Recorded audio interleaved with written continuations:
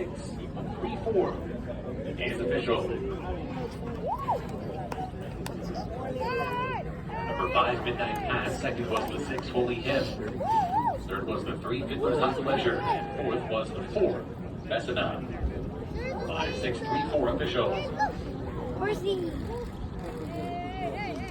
Hello.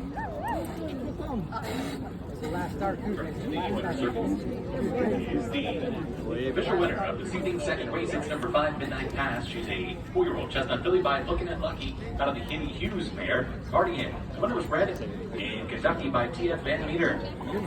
Midnight Pass, owned by Nancy Sperling, trained by